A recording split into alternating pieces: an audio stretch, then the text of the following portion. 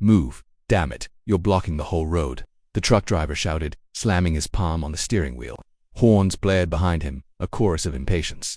Cars lined up in both directions, the noise echoing across the narrow suburban street, but the German Shepherd, Duke, stood firm in the middle of the lane, his chest rising and falling with steady determination, his eyes locked on something far more important than traffic. On the sidewalk, a small calico cat named Marla crouched low, her green eyes wide with fear. Behind her, tucked into a sagging cardboard box, 3 tiny kittens whimpered. The roar of engines, the metallic screech of brakes, and the angry voices overwhelmed her fragile instincts. She wanted to dart, to escape, but every direction looked like danger. Her whiskers trembled as if sensing that stepping onto the road would be her end. Yet her body remained rooted, paralyzed by the chaos. "Get your dog out of the way," a woman yelled from her car window. "Someone's going to hit him," but Duke didn't move. His fur bristled as if he could feel the weight of their frustration, yet his attention never wavered. His tail held still, his ears angled back, and a low growl rolled in his throat, not at the drivers, but at the invisible threat closing in on the cat and her fragile family. He knew they couldn't cross alone, and so he chose to stop the world until they could. His owner, Callum, rushed forward from the edge of the street, tugging the leash. "Duke, heel, for God's sake, come on." His voice cracked with embarrassment. He could feel the hostile stares of every driver stacked in the jam. But when Callum followed his dog's gaze, he froze. The kittens, no bigger than his hand, mewed helplessly, tiny ribs pushing against their thin fur. Marla flicked her tail anxiously, trying to mask her fear with courage. But Callum saw the truth. She was out of time, out of choices. The truck driver leaned out again. "Move him or I'll—" He didn't finish because Duke barked sharply, a thunderous sound that startled everyone into silence. Then, almost as if commanding the moment, Duke took one slow step back toward the sidewalk, his body angled between the oncoming traffic and the trembling cat. The leash pulled tight in Callum's hands, and he realized his dog wasn't being disobedient. He was making a decision no human had the patience to see. Callum's chest tightened. "You want to help her, don't you?" he whispered, half in awe, half in guilt.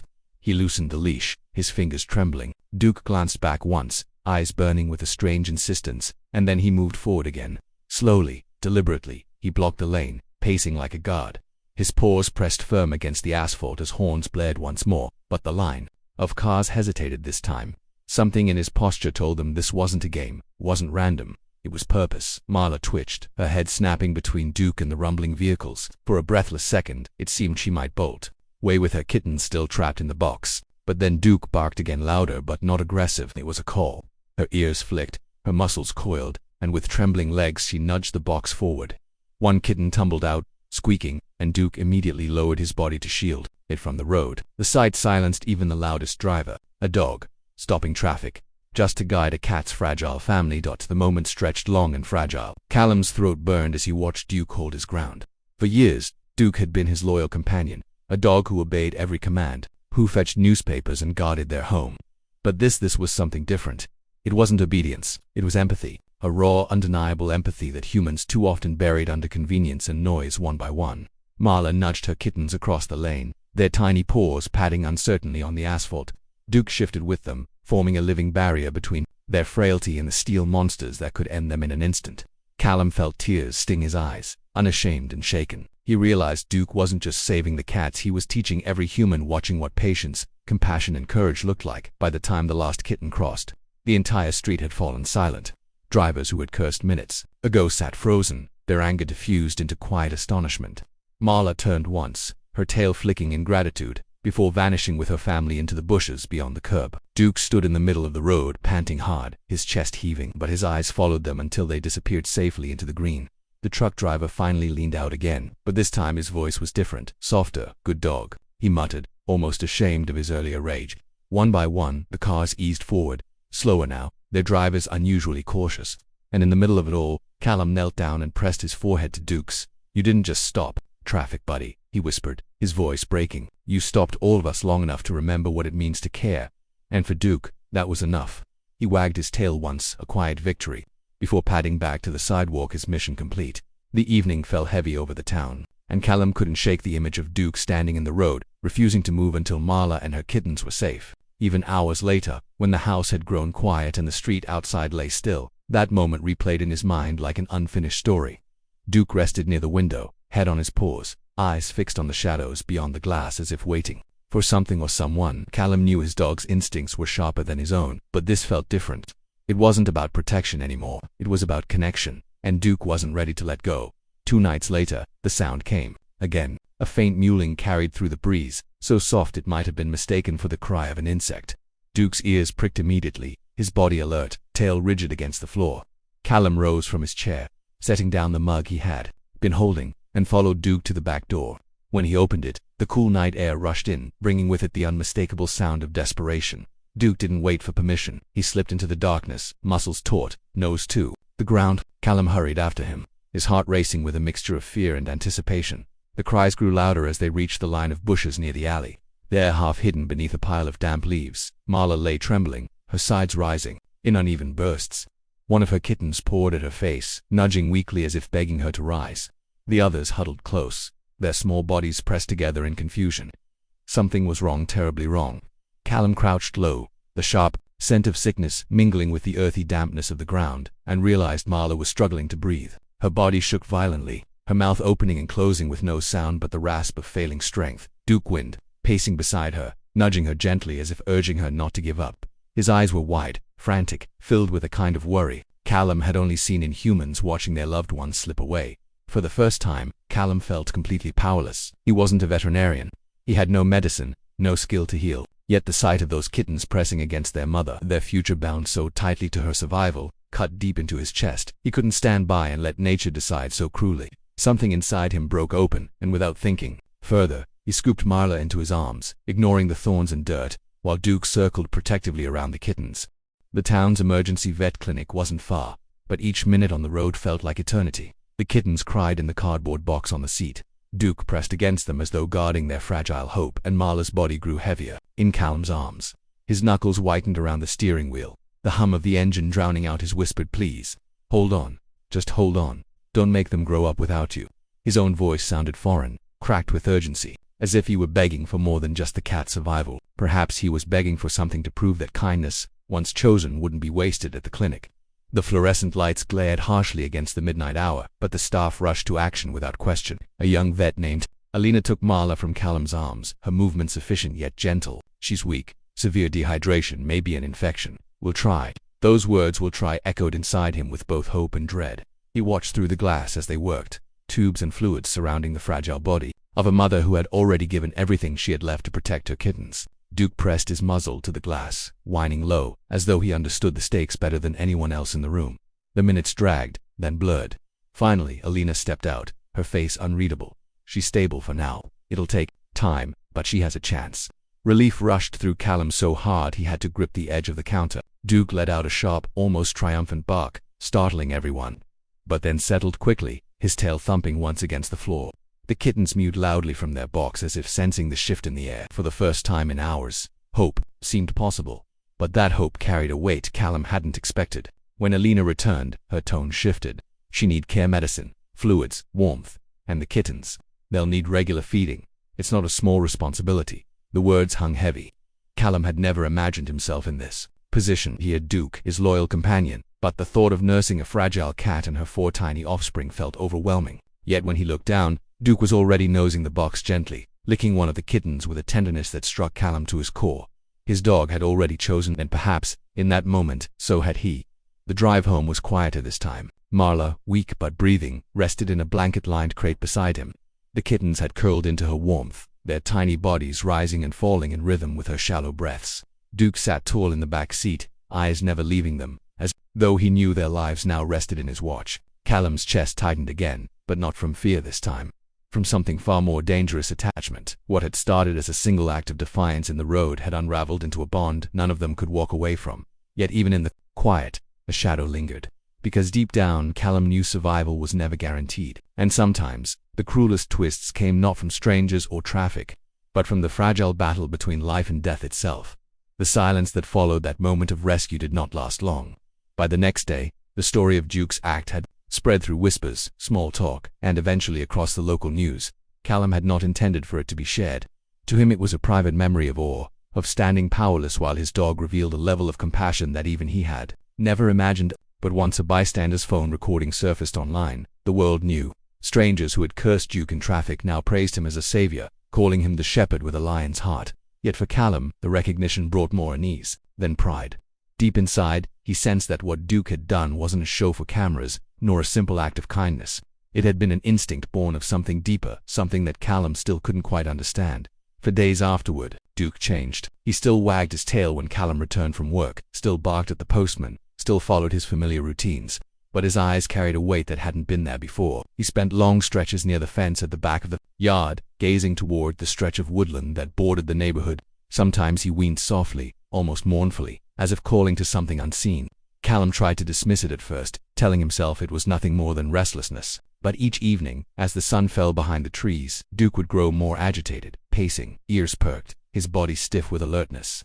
It was as though he knew something that Callum didn't, as though the story of the cat had not ended with the quiet gratitude of that single crossing. Then came the night when the unease cracked into reality. Callum had left the back door open to let the summer air flow inside when Duke suddenly bolted from the house, barking with an urgency that sent Callum's heart racing. He grabbed a flashlight and followed, stumbling barefoot across the damp grass. At the edge of the fence, Duke had his nose pressed hard against the wood, pawing at the ground. His growls were low but steady, vibrating with a strange mixture of anger and fear. When Callum leaned closer, he heard it, the faintest cry. Not the sharp cry of kittens, but a hoarse, desperate sound that quivered like a plea. He raised the light, sweeping the beam toward the tree line, and caught the flicker of two glowing eyes watching from the shadows. The sight jolted him. Marla, the calico cat from that unforgettable day. But she was not the same. Her fur was dirty, her body thinner, her movements hesitant. She staggered forward as though every step cost her strength. And then Callum saw the truth. She was alone. No kittens followed her this time. His chest tightened, as the silence pressed against him, only broken by Duke's restless growls. Something had gone terribly wrong in those days since she vanished into the bushes. The mother who had risked her life to protect her family now stood broken and trembling, her eyes begging for help. Callum's hand shook as he reached for the latch on the gate. Duke shot forward the moment it swung open. But he didn't charge. He moved slowly, his tail lowered, his head bowed, as if understanding that the cat before him was no longer full of defiance but of grief. She didn't flee. Instead, she sank, low to the ground, her body curling inward in exhaustion. Callum knelt beside her, his heart sinking at the faint rasp of her breath. He wanted to ask where her kittens were, but the hollow ache in his chest already told him the answer. Somewhere between that triumphant crossing and tonight, Marla had lost them. The weight of it struck him harder than he expected. He had thought of her often since that day, imagining her family growing strong in the safety of the woods. To see her now defeated, stripped of the one thing she had fought for, felt like betrayal from the world itself. And in that moment, Callum realized the twist he hadn't wanted to face. Duke's act of courage hadn't ended with a safe crossing. It had only begun a thread of connection that tied their lives together. The dog had sensed her return before any human eye could see it. He had waited for her, and now she had come not with triumph, but with loss. Callum lifted her carefully, her fragile body trembling in his hands. Duke pressed close, whining as he sniffed at her fur, his eyes wide with concern. Callum carried her inside, laying her gently in a basket by the fire. The house fell still, except for her shallow breathing, and Callum sat there, torn between sorrow and resolve. He thought back to the look in Duke's eyes on that chaotic day in traffic, the same unwavering determination he now saw again. Duke hadn't stopped because of duty. He had stopped because he understood what it meant to protect life, no matter how fragile, no matter how different, and now he was asking Callum to do the same. Outside, the world carried on as if nothing had changed, but inside that quiet room Callum felt the shift. The story that others thought had ended in a viral video was still alive, raw and unfinished. The German Shepherd who had once stopped traffic now sat guard once more.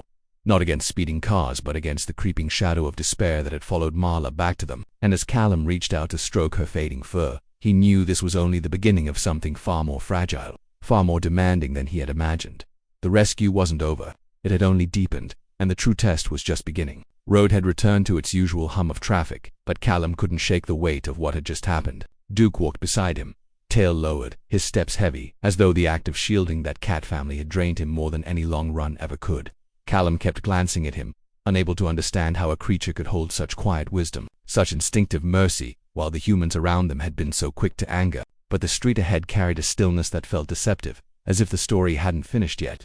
Somewhere in the rustle of the hedges, Marla and her kittens were making their way into an uncertain world, and the thought nagged at him with a weight he couldn't shake. They reached the corner, where the sounds of honking had faded, and Callum knelt again to check Duke's paws. The dog's pads were rough, a faint smear of blood along one, but he didn't flinch. His ears twitched back toward the bushes, and Callum followed his gaze. Something wasn't right. The rustling had turned frantic, punctuated by a high wail that made Callum's heart leap. Without hesitation, Duke bolted, dragging the leash through Callum's fingers as if the pull of duty was too strong to wait. Callum stumbled after him, his pulse racing with dread, crashing through leaves and branches as the cries grew louder. When he caught sight of them, his breath hitched. Marla was pressed against the trunk of a tree, her body rigid with terror. Just feet away, one of the kittens dangled precariously from a thin branch, claws slipping against the smooth bark, its tiny mews desperate. Below, a stray dog ragged ribs, showing eyes wild with hunger, circled, snapping its teeth in anticipation. Callum froze, horror striking like ice in his chest, but Duke did not hesitate. He surged forward with a growl that ripped through the air, a sound so raw and primal that even Callum recoiled. The stray bristled, growled back, but faltered under Duke's charging weight. The struggle was sudden, brutal. The stray lunged, jaws snapping at Duke's shoulder, and the two dogs collided with a force that shook the undergrowth. Callum shouted, his voice breaking, powerless to do more than watch. Duke's snarls mixed with the stray's furious yelps as they rolled in the dirt, teeth flashing, bodies twisting. Every second dragged out unbearably, the kittens crying louder, Marla darting helplessly but unable to intervene. Callum's fists clenched, nails biting into his palms, wishing he could throw himself between them, yet knowing Duke had made the choice to protect, no matter the cost. Then came the sound that broke Callum's resolve, a sharp whimper, so small yet piercing as the kitten lost its grip and fell. Marla leaped forward with a cry, but Duke, battered and bloodied, tore free from the stray just in time. He lunged beneath the falling kitten, cushioning it against his back before it hit the ground. The stray, thrown off balance, stumbled backward, with a yelp and darted into the shadows, its hunger no match for Duke's fury. The bushes stilled again, leaving only the sound of ragged breathing, Duke's chest rising and falling as he stood, trembling, with the tiny kitten clinging to his fur. Callum dropped to his knees, arms around Duke before he could think. "You can't keep doing this," he whispered, his voice cracking, though he knew his plea was meaningless. Duke had no words, but his eyes said everything. Pain flickered there, exhaustion too, but also an unshakable resolve that no command, no leash, could ever override. He wasn't just saving a cat, he was defending life itself, no matter what shape it came in. And in that moment, Callum realized the twist wasn't about Marla's survival, or even the kitten's. It was about Duke's spirit, the part of him that refused to yield to indifference, the part that might burn itself out just to keep another heartbeat alive. As Callum cradled the trembling kitten, Marla crept closer, her fur brushing against Duke's leg in a gesture so subtle yet so profound that it stilled everything. Two species bound, not by instinct alone, but by shared vulnerability. Callum swallowed hard, the lump in his throat making it almost painful to breathe. He understood now that this was far from the end. Duke had set something in motion, a story of compassion that demanded more than one act of bravery. And with the night closing in around them, Callum feared it would soon test them in ways he wasn't ready to face. The air had settled into a strange, fragile quiet, the kind that follows after chaos when every living thing pauses to remember what almost that happened. Callum sat on the damp ground, holding the smallest kitten against his chest, its rapid heartbeat fluttering against his palm. Duke stood a few feet away, his body tense but still, his eyes following Marla as she gathered her little ones close. She nudged each of them into the safety of the brush, pausing only once to meet Duke's gaze. There was no sound, no gesture, just that single glance, carrying a weight of gratitude that needed no translation. Callum felt the ache in his throat deepen. Duke was limping now, his shoulder raw from the stray's teeth, his breathing shallow, but steady. Yet there was no trace of regret in his posture. He had given everything without hesitation, and in return he had protected a family that had no voice, no defense, no power except the fragile will to survive. Watching him, Callum realized this was more than a rescue. It was a mirror held up to every impatient driver, every shouting voice, even to himself. Duke had forced them to stop, to see what they would otherwise overlook, a life small enough to fit in the palm of a hand, yet deserving of the same courage as their own. When Marla finally disappeared into the thicket with her kittens, Duke lowered himself onto the grass, exhaustion overtaking his frame. Callum stroked his head gently, whispering, "You changed more than their fate today. You changed mine." His voice was quiet, almost lost in the evening air. But Duke's tail gave a faint thump, as if to say he understood as they rose to leave. Callum glanced back once more at the bushes, the faint rustle of new life hidden within them. The street beyond had returned to order, but for him nothing would ever be ordinary again. He walked home with Duke at his side, not just proud of his dog but humbled by him, carrying with him the truth that even in a world of noise and indifference, one act of selfless courage could silence everything and remind us what it means to protect the fragile, no matter how small.